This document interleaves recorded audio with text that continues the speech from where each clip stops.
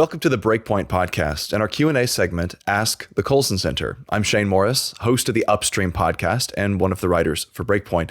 I'm joined by John Stonestreet, president of the Colson Center and the host of BreakPoint. Today, we're answering your questions, this time about a healthy model for technology use in the home, how we keep from seeing oppression where none actually exists, and whether the modern church looks at all like the church of the New Testament. All of these questions were sparked by BreakPoint commentaries, short courses, articles, and the Colson Fellows program. If you'd like to send us a question to answer here on the podcast, all you need to do is email us. The address is askthecolsoncenter@colsoncenter.org. The first question, John, today comes out of the Colson Fellows program, someone who has been through the program and is looking for kind of next steps, who feels very convicted about the need to engage the culture in a very intentional and systematic way. But that's a vague phrase. What do you do What do you do and how do you do that? The Colson Fellows program obviously goes a long way to answering that question, but I'd love to hear your perspective and answer to a question like this. This person writes in, through the Fellows program, I now have a greater understanding that we must engage in some level of Christian activism to influence the institutions, local church, school, government, etc., that are obviously broken. Is there any process or technique that can be used as a guide to begin this engagement? Any group or organization besides Colson Center that does this well? Yeah, there's tons of groups that do it well, far more than we give credit for. Several years ago, when Sean McDowell and I wrote the book on same-sex marriage, it was kind of a depressing write because we could see the handwriting on the wall. We could see, where this thing was going. This was before Obergefell. I was challenged to write by another friend, Warren Smith, who used to work with us at the Colson Center, about what good things are happening in the world. Kind of that Mr. Rogers, whenever there's a calamity, look for the helpers. And that extended into really looking at 14 or 15 different areas of culture and telling 4 or 5 stories in each area of Christians doing remarkably good things. And there was 2 reasons for that. Number one is to show that there were a lot of groups doing good things. And the second reason is because these were people that weren't kind of famous Christians, if you know what I mean. It's easier to read biographies of Wilberforce or Bonhoeffer or others and say, well, they were great men and I'm not a great man. It's kind of the great man excuse, And this was a way of saying, look, you don't know any of these people, these men and women and children and visionary leaders who are doing unbelievably important things. And I kind of felt like, Elijah after Mount Carmel, we ran out into the wilderness and started to pout. And God, he said, I'm the only one. And God showed up and was like, you have no idea what you're talking about. I had no idea, even though, this is what I do for a living. I had no idea until writing that book, just kind of how diverse these efforts were. Whether you're talking about trying to restore elementary education or dealing with victims of pornography or addictions or, working to take care of children. One of the most remarkable stories had to do with a group of Christian women who lived near the Supermax prison, and there's a whole bunch of prisons not too far from here in Colorado. And there's women who go to prison who are pregnant. Well, they can't have their kids with them. So what happens to their children? They can't visit them. These are Christian women that live nearby and run essentially a care home to take care of these children, to keep the relational connection between mom and child as much as possible during that incarceration, and then to actually offer challenges and almost like a halfway house for these moms to learn how to mom in a sense before they're released. It's amazing. And it fits into a framework. And so when you ask about the process or the technique, look, this is the model. It's don't think about all the things you can't do. Realize that God put you in a time and place and the influence that you have, and then start asking questions. What's good here? Because one of the ways we can actually influence a culture, whether it's a home culture, a school culture, a neighborhood culture, or Western culture, is to highlight and emphasize the good. Hold it up. What's missing that can be contributed. when it comes to the way that abject poverty was dealt with for a long time, the focus was answering that question wrong. You know what's missing? Money. You know what they need? Money. But the problem is we realized the more money we threw at abject poverty, the worse abject poverty got. What needed to be thrown at it were not just money, but dignity and resources and rule of law and protections and that sort of stuff. It reminds me of the guy that's doing remarkable work on homelessness in Austin, Texas, with tiny homes. He's like, the problem is people think that homelessness is the loss of a home. Homelessness is actually the catastrophic loss of relationships. What a brilliant idea. If you throw a home at someone who's homeless, that may not solve the problem. If you throw relationships at someone who is suffering a catastrophic loss of relationships, now you can actually move the needle. So what's good, what's missing, what's evil that we can resist, and what's broken that we can restore.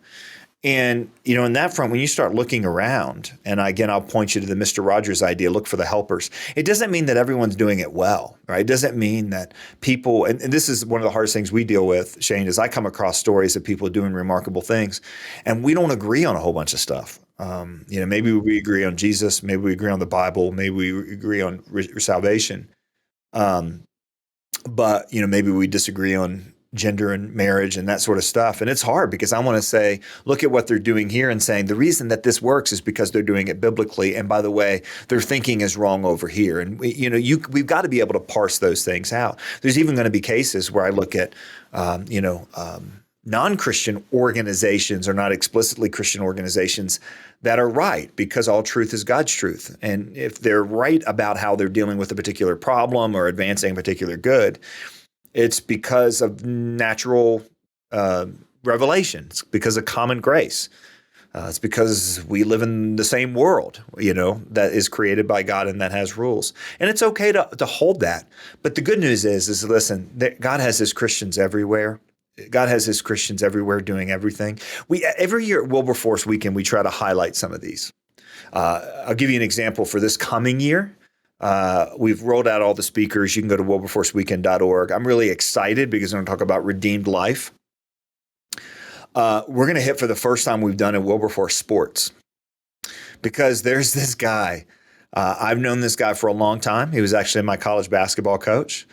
He's known affectionately by NBA superstars and by at least one former janitor at a small community college in rural Virginia as Coach Mo.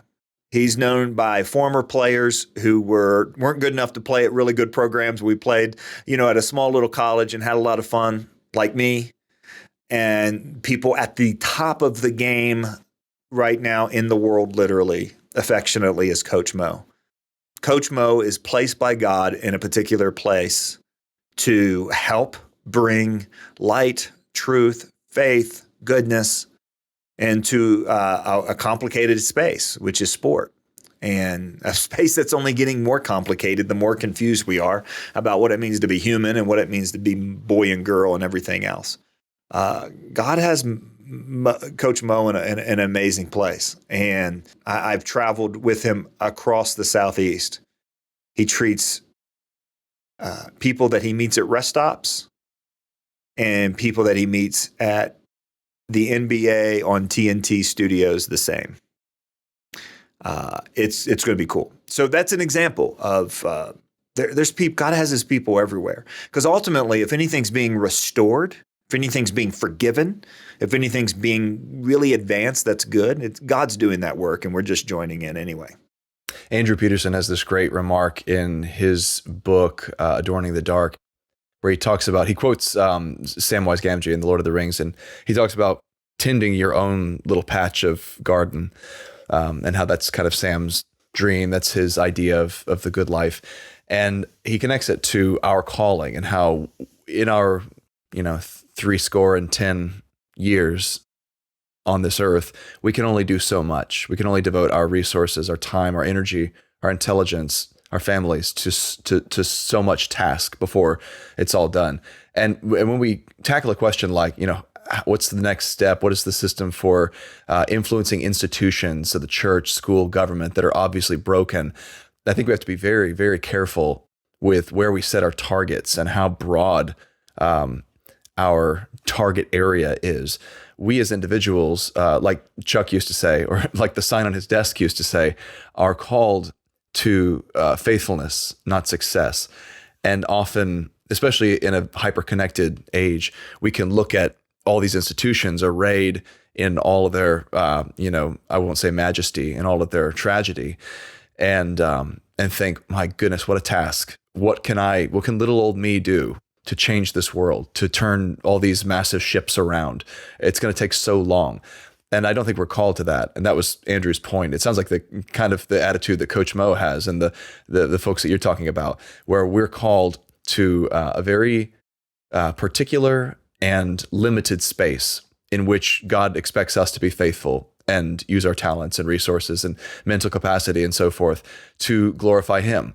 And we're not actually called to turn institutions around single-handedly. I think we're called just to do the right thing where we are in a judicious and careful way, and then to leave the results in God's hands. That was something that was a lot easier to do in past times, when our circle of daily contacts and influence was much smaller and more local, because we could see the difference we were making in our local area, because we were looking at those people and those institutions and those, school boards and those libraries and those homeschool co-ops, or whatever the case happened to be. Now we look at things in such a macro level, or at least I find that I do, that it becomes paralyzing. There's a feeling of hopelessness, that what could I possibly do to influence this nation? Or what can I possibly do to fix the issue in Ukraine? Or what can I possibly do to reverse the undefining of gender and sex and the victimization that happens to children as a result in this country? Well, what if you're not called to reverse those things single-handedly? What if God is actually big enough to fulfill His purposes in His way, and all He calls you to do is be faithful with what you've got and tend your little patch of earth? That's the question that it sounds to me like this listener is asking, what the Colson Fellows program asks, and then what many of these organizations and individuals you mentioned are answering in their own way, and then looking at the results in that macro, personal, low altitude level, and being satisfied with what you see there. That's a skill we need to cultivate. Otherwise, I think the task becomes impossible. You can't really engage the culture in a nebulous way. You have to define that, right? You have to actually engage some piece of culture, some set of individuals, some organization, some responsibility in your own life that you can actually work on. So I have a very abstract mind, and I tend to think in abstract terms and look at those abstract problems and get daunted by them. But I hope that these answers direct this listener and others to getting specific and getting intentional about tending that patch of earth, instead of getting lost in the size of the problems. Well, speaking of sizable problems, the next question has to do with the modern church and whether and how it has lost its way, specifically whether it looks anything like the church of the New Testament. This listener writes in, your post on what church is really like was interesting, but didn't deal with the core problem of church. I've seen the church as a system, a business, and not much more than a social club. The model of church in America, at least, is not biblical, where it's more or less a one-person dog and pony show. Nowhere in the Bible can I find this model. Can you speak to the model of the modern church? I'm sure we've gotten here by a totally logical road, but it seems like what we're doing now isn't biblical, and I struggle to want to be a part of it. Well, I understand the frustration. A lot of people have that frustration.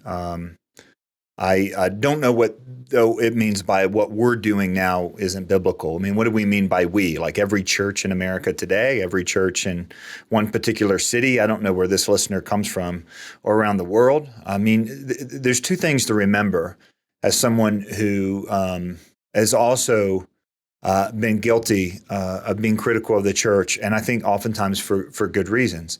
The first thing is that there's never been a perfect age of the church. Sometimes people will read the Bible and say, let's go back to the New Testament church. Like, which one? The New Testament church. And, the early New Testament church, there was a whole lot of things that they hadn't figured out yet. First of all, how to, what it looks like to do church in a place where you're not persecuted for it, what it looks like to be a church where you are really persecuted for it, what it looks like to do a church that's figured out things like the canon and the Trinity and Sunday school. These are, developments in the history of the church, and that's okay. You had what is the ancient church? Is it the church at Corinth? Because Paul certainly wasn't really happy with those guys. Yeah.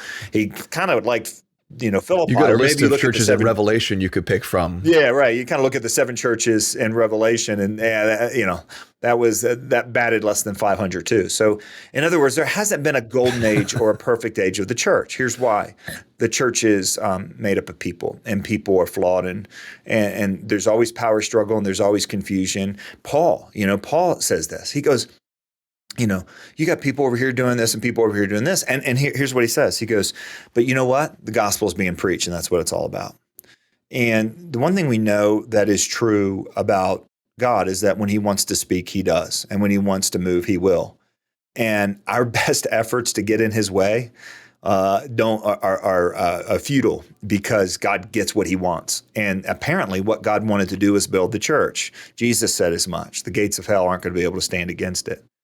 And one of the things that didn't make me any less critical of the church, but made me a much bigger fan of the church, was studying church history. And I've said this before. It's because church history is so crazy and broken and weird that at the end you're like, man, God must really be behind this, because there's no other logical, rational explanation for its ongoing survival, much less success. But think of the success.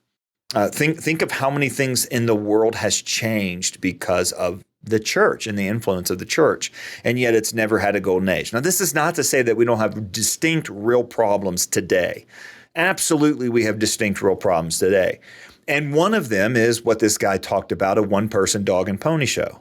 There is examples of the church right now that is centered around personalities, celebrities, individuals. And those things have been a mix of being very problematic. Sometimes it's because the celebrity pastor person themselves are actually seeking that sort of quote unquote platform. Sometimes it's just because we live in a celebrity driven age and people get elevated to that. So I understand what's being said here. But you know what? There's also a lot of churches that go by the name Christian that don't have a celebrity pastor, and they've got their problems too. I've said before, I think one of the fundamental issues in our church is that we have turned it from a go and tell model to a come and see model. And that is a line that I owe to T.M. Moore, who used to work with the Colson Center, and a longtime theological friend and advisor of Chuck Colson. Is the whole motto is you come in the church to get equipped, and then the people get sent out. It's a go and tell, a go and proclaim model. Now it's, hey, come and see our architecture, come and see our worship band, come and see our really great speaker. And I think that's a fundamental flaw. And yet at the same time, it's our flaw. There's not a perfect age in the history of the church. And I was chastened several years ago by a colleague at a different organization I was working at. And because it's really easy when you do the sort of work that we do to get cynical, particularly to ourselves. One of the points of that column was that Christians are quick to believe all the worst news about ourselves and then to beat ourselves in public. And I'm not saying we shouldn't repent, we shouldn't confess, we shouldn't acknowledge the things that are wrong. Of course we should, and we should do it publicly, and we should do it with humility. But it's not a virtue to just believe every rumor about ourselves and to speak badly about each other. So this is one of my issues right now with some of the more vocal public spokespeople that are getting a lot of traction in various areas of culture, is that they really make their living by talking about how bad we are. Sometimes they're right, sometimes they're not. But you know what? The church is the bride of Christ. And this colleague of mine chasing me by saying, you might want to be careful because that's God's bride. And you know what? We understand that the bride, I mean, what's that wonderful line from the hymn? The church is one foundation about, this is an ugly bride, but it's still God's bride. It's still the bride of Christ. You talk about my bride, I'm going to punch you in the face. Now, you talk negatively about my bride. I choose her every time. I feel like that's my job. Not because she's always perfect, not because she maybe is never wrong in an interaction, but, and his point was, you might want to be careful because you're actually talking about Christ's bride. He might get grumpy about that too. And I think that there's a point there, where there is, Scripture talks about, be kind to everyone, but especially those of the household of faith. And I think we need to be critics from the inside, not critics from the outside. We need to be critics without being cynics. We need to chasten without losing our love. I'm not sure we're doing that all the time when we talk about church. And you're right, we didn't get to all of that in that commentary. That's my other beef that I share with my friend Ed Stetzer. I can't say everything in one commentary. It's just not possible.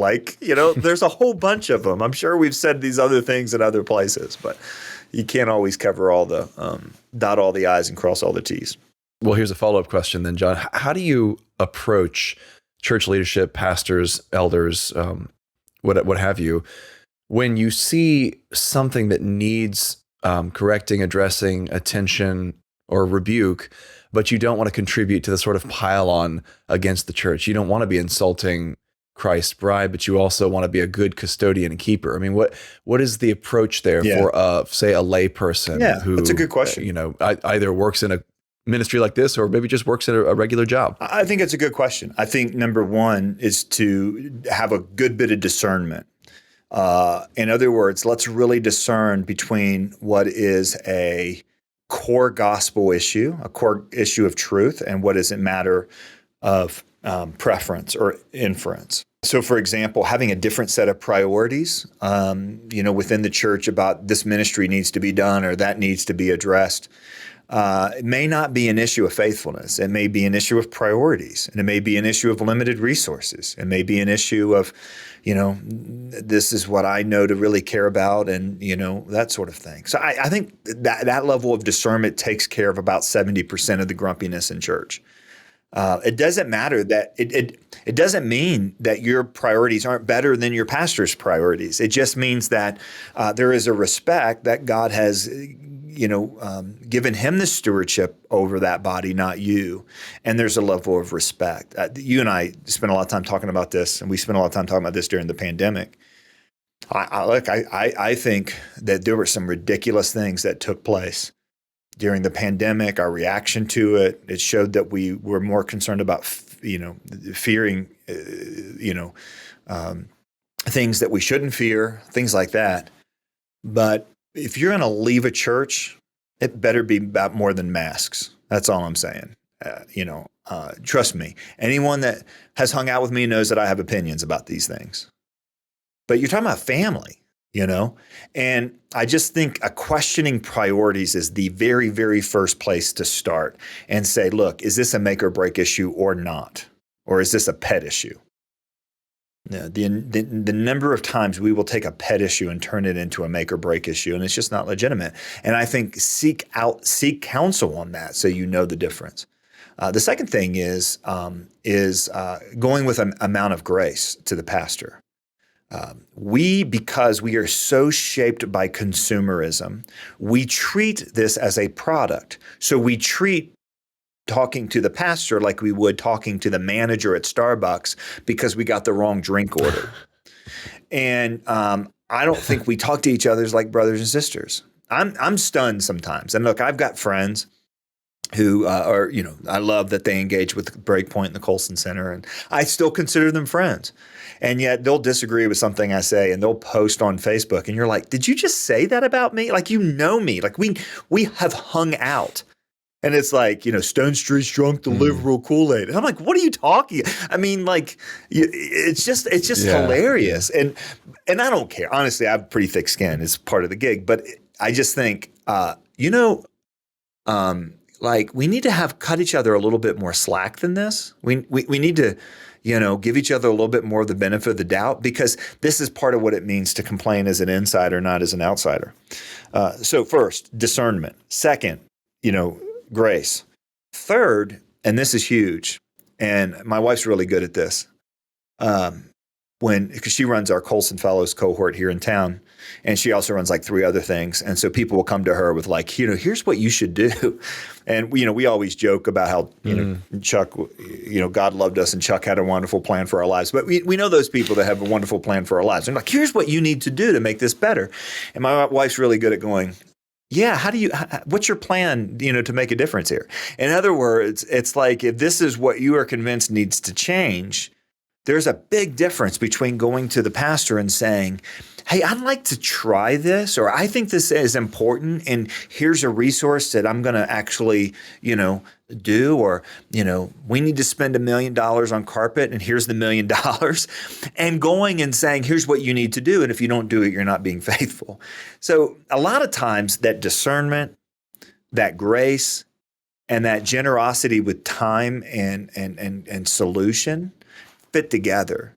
Because if you're going with a you're not serving me attitude, now, again, I'm not saying that there's not real issues. I'm just saying you go through the 3 steps and suddenly our list of issues gets cut in half or in more. I'm just convinced, if you're not going to the pastor with an attitude to serve, we tell our Colson fellows that. It's a dangerous thing to really learn something new and be convinced that it's as important as possible, because it's easy to go back and complain that everybody else hasn't realized the same thing you've realized. We joke about the new Calvinist, right? He becomes a Calvinist and he needs to be locked in a closet for 2 years until he gets over himself. We talk about the new Colson fellow and we're like, hey, this is hugely important, but don't go to your pastor and tell him all the things that he's doing wrong. Go to your pastor and say, how can I serve? Here's how I want to, here's an idea to serve. Is that okay? So listen, be discerning on whether we're talking about a really important thing or not an important thing, or to what degree it's an important thing. Be gracious and not, assuming that your pastor is a heretic because, he doesn't have the same priorities as you, even if he should. And then third, go with solutions. Don't just go with a problem. Go with service, not just go with demands. I think those are 3 really good places to start. That's fantastic. I could really hear your heart in that one, John. It sounds like you've got you've had conversations with a lot of pastors and perhaps have a little bit of kinship with them because of the overlap of, leading an organization like the Colson Center and leading a local church. You get a lot of those complaints and you deal with a lot of those same. It's hard, man. Those same kinds of demands. Being a pastor is a hard job. You get hired for one thing and fired for something else. That's always a hard place to be. You get hired to preach the gospel and make disciples, and you get fired because there's not enough butts in the seats. This is really hard. Or what do they call it? Noses and nickels. That's probably a nicer word. Not enough noses and nickels. But that's not to say that there's not, issues. Again, we talked about earlier this week on a BreakPoint commentary, Maria and I talked about, a lot of pastors are unwilling to tackle these really difficult issues having to do with artificial reproductive technology because they are wrongly assume one of 2 things, that it's not relevant to their congregation and there's nothing more relevant to their congregation, or that it's not worth the risk. And then you got to say, well, what's at risk? What's at risk are actual babies' lives. It's worth the risk.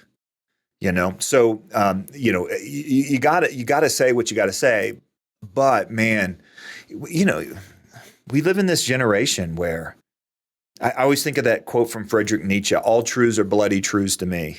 And boy, that is the state of public discourse right now. All truths are bloody truths. Like we are fighting and bleeding over everything. And I just don't think that's Christian at all.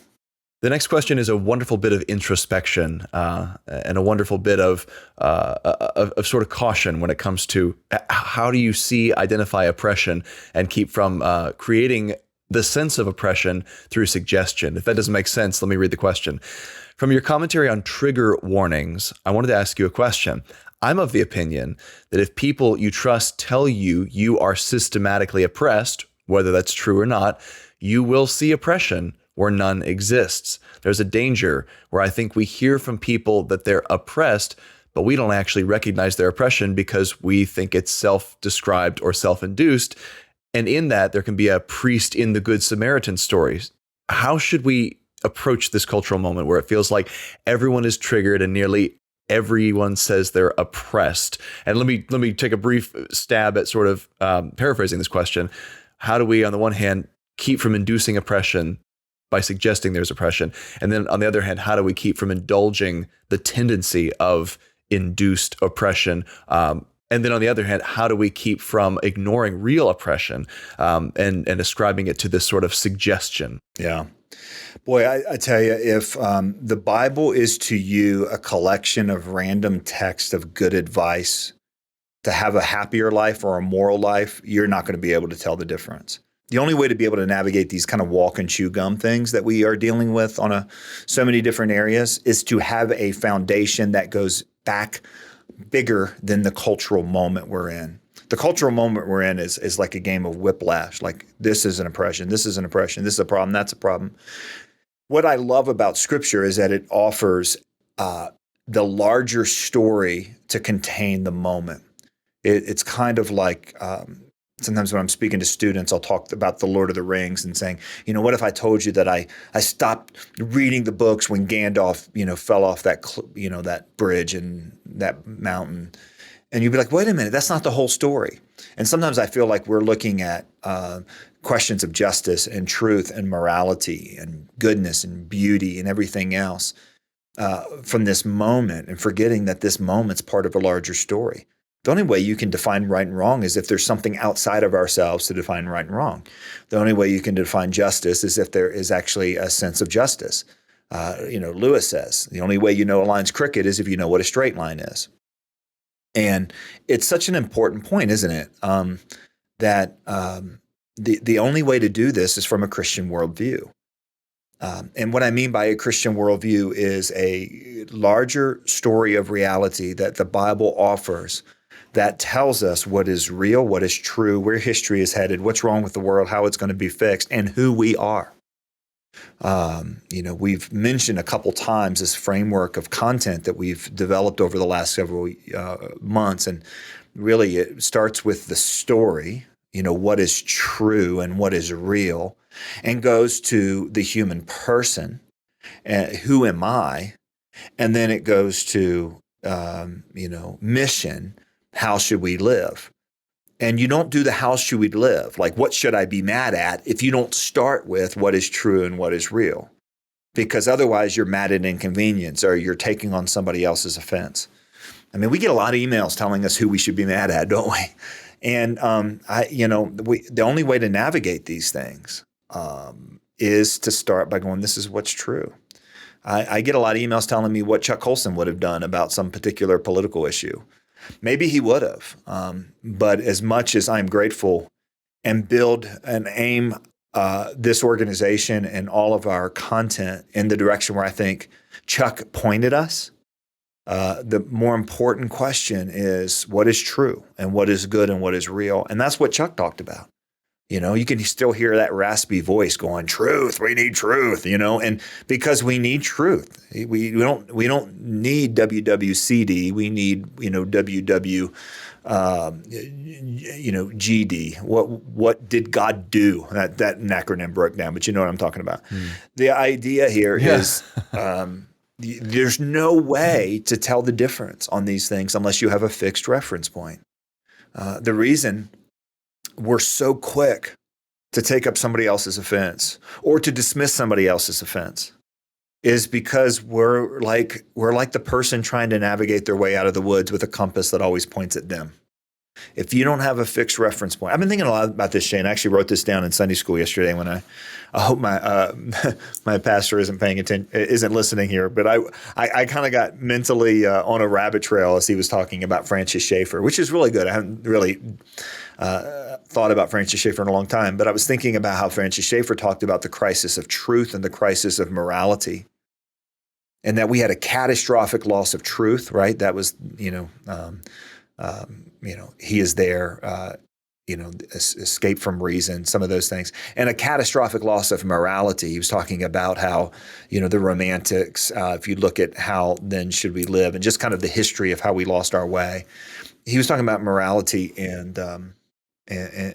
truth, and obviously those are still the case, but now that's expanded to a catastrophic loss in relationship, and a catastrophic loss in meaning, and a catastrophic loss of identity. And in other words, there's just no fixed reference point. And so that's why it's so easy to be bounced around by different people and to find ourselves, playing the self-righteous priest or even, the person who beat up the Samaritan because there's not a fixed reference point. There's no way forward for the church missionally in this cultural moment than to get that fixed reference point clarified again. The next question draws into the conversation on this question in terms of seeing where oppression and systemic racism are extant. And, honestly, John, I'm kind of surprised at the volume of listeners and readers who are thinking about this continually. This is something that is clearly part of the it's part of the cultural debate right now in a way that's very sustained.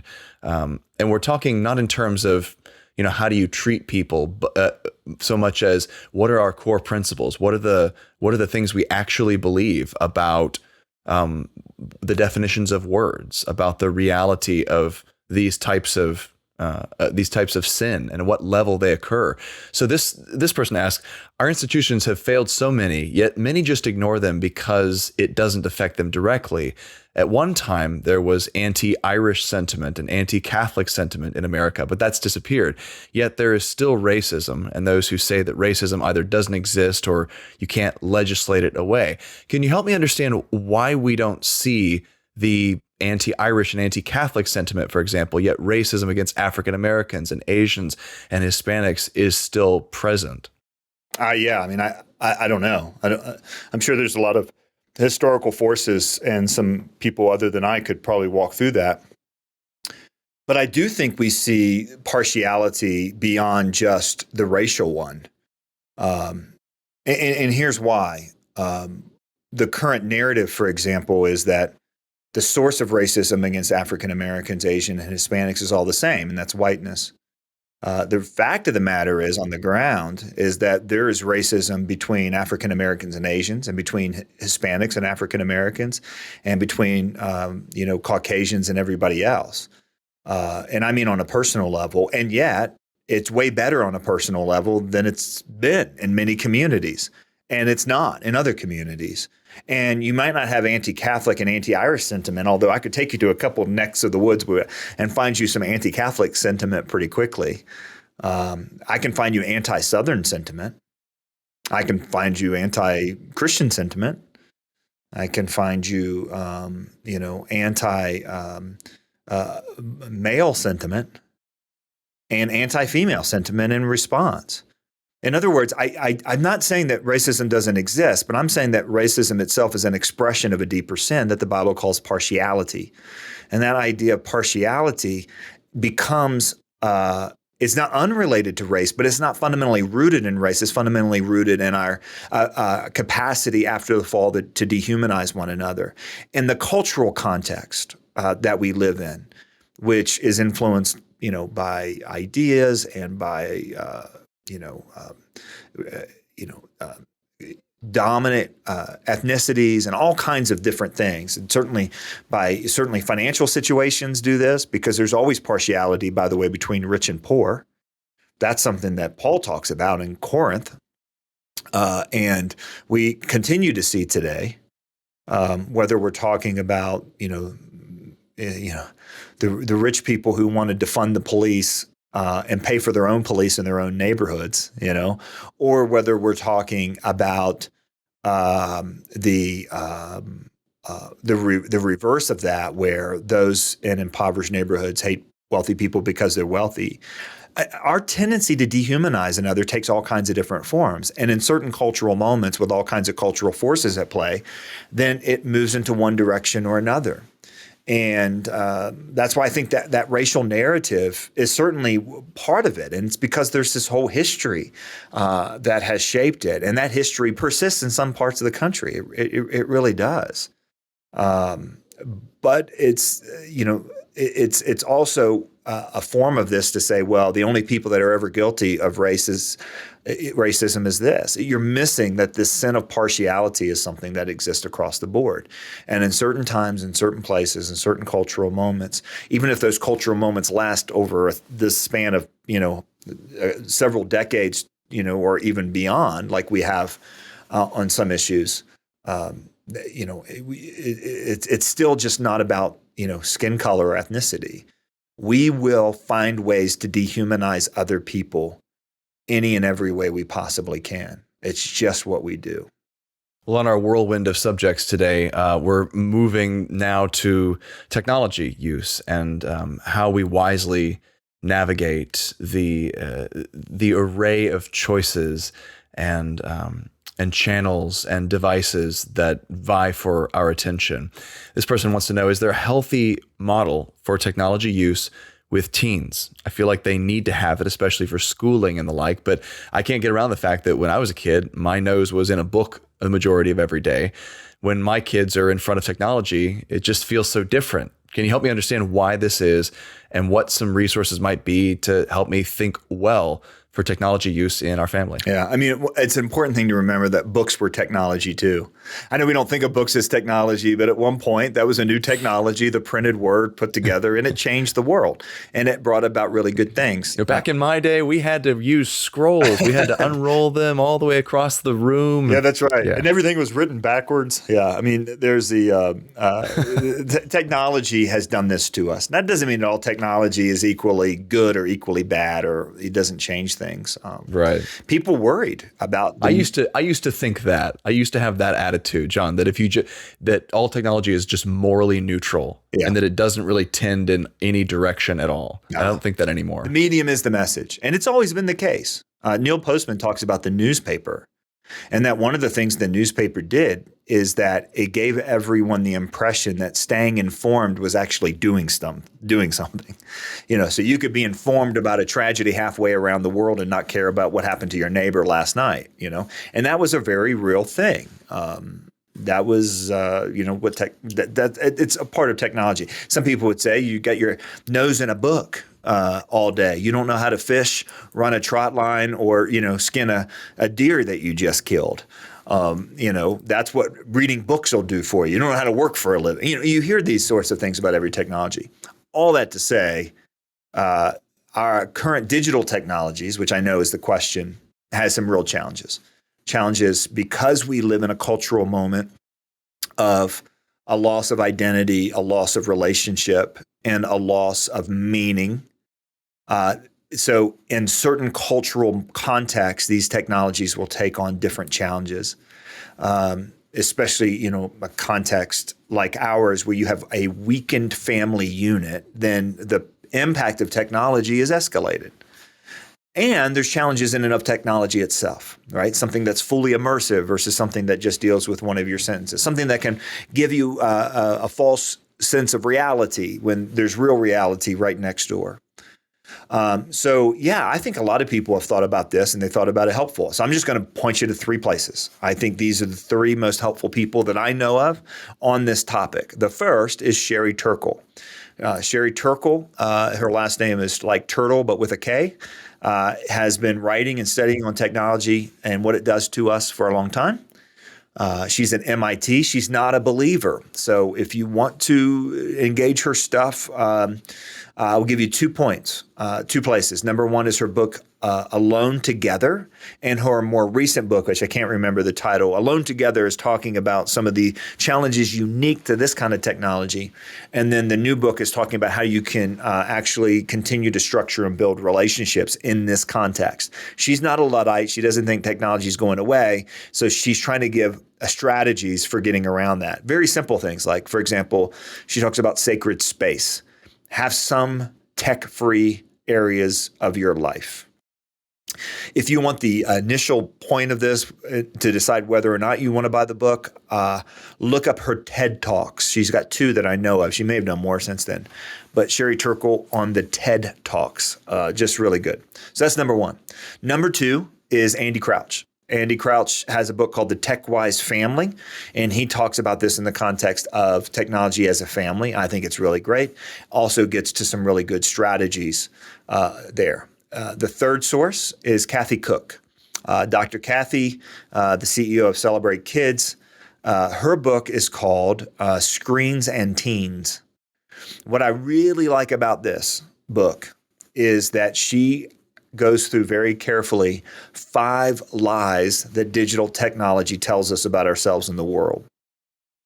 So in other words, it's not just that like, when I was young, I was in a book. It's like, oh no, this kind of technology gives you the impression that you're the center of reality.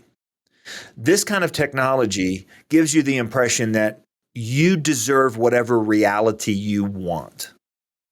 And she walks through these 5 lies. And I just, by the way, framed these lies a little bit differently. But, she talks about living in an age where, you don't like who was at the party. You can crop them out and you can crop whoever you wish were at the party into it. And you know what? You don't have to buy the whole album. You actually can just buy one song. In other words, you remember when, you remember those old days, those difficult days of the pioneers when, you had to get the whole roll of film developed. Now you can delete this one, select this one, and then enlarge it and then add color, give the girl a tan or whatever. And you can make the picture look exactly like you want it to look. That tells you something about who you are and about the world you live in. And I think, especially when you're talking about students, to have some language for those 5 lies, and then how you can actually think about overcoming those lies. I found that book to be really helpful. So Sherry Turkle, Andy Crouch, Kathy Cook. You know what I've learned in just observing this issue in my own family's life, in the lives of other families, and then reading about it and sort of absorbing the experiences of other parents, is that technology has modern digital technology has a uniquely distorting power that something like, books, even if they were just trashy books, just like not dirty, but just worthless books, frivolous, that they never had. And that's because when kids are growing up, between the moment they begin to really perceive the world around them and walk all the way to the moment when they begin to get out on their own and become adults, they're developing a sort of operating system as human beings, to use a technological analogy. And they're learning how their life works, how their relationships work, what it means to use your body in the right way, to better the lives of others, to stay healthy mentally and physically. All the various, just all the various milestones that go into developing as a human being, to learning how to do this, are happening in that space of time. And when you lay over top of that the learning process for a different operating system, the operating system of learning how to live as a disembodied mind and an avatar on the internet, where you're represented to people who you never actually physically interact with, that can have a tremendously distorting influence on their development. I've seen it again and again, where you are learning how to be something other than what you actually are. And that's part of the power of it. Even if we disregard the content of the technology and the communication, even if we don't factor in pornography or internet harassment or just the nastiness that is Twitter, or the exposure to all kinds of ideas, worldviews, and manipulative influences that happens in a place like, we'll say, Tumblr. Even if you don't think about the content, the medium itself has the power to make kids reimagine what it is to be human. And so that by itself is an impetus. And I think this is what Sherry Turkle especially really gets at. That in itself can be an opportunity and a motivation to become a different kind of person than what previous generations became. And that's why something like a sacred space is important, because what you're doing in family life together, when you sit down, you have conversations face to face, when you have a dinner or something like that, the reason she views those as moments that need to be protected from screens for a while is not because screens are necessarily bad, but because those are the moments when you are being trained in how to be a human being. That's when you're learning the human operating system. And if you are overlaying something else on top of that, you're learning how to be, quite simply, something other than human. And that's been really pounded home to me. And it's reminded me that as I raise my kids, I can't let them begin to learn some other way of being in the midst of the very moments when they're supposed to be learning how to be little humans. And it's easy for me to forget because I didn't grow up like that. I had screens, but I didn't grow up in the ubiquity of digital engagement, entertainment that they have. I didn't grow up with one of these in my pocket. This only several inches across screen that constantly begs and begs and begs for your attention and makes noises and vibrates to ask for your attention. All of those are influences I didn't have to deal with. And so to me, that is the conviction that I've come to regarding the medium itself, not even thinking about the message at all. And why I think this is a really important question to ask, and not at all a Luddite question. This isn't an anti-technology question, but the concern is real. And I think those resources you recommended are going to be really helpful for this listener and potentially others. So thank you. Well, that's all the time we've got for today, folks. Thanks so much for listening to the BreakPoint podcast and our Q&A segment, Ask the Colson Center. If you've got a question you'd like us to answer here on the program, please send that in to us. The address is askthecolsoncenter@colsoncenter.org. For John Stone Street and the Colson Center, I'm Shane Morris. We'll see you next week.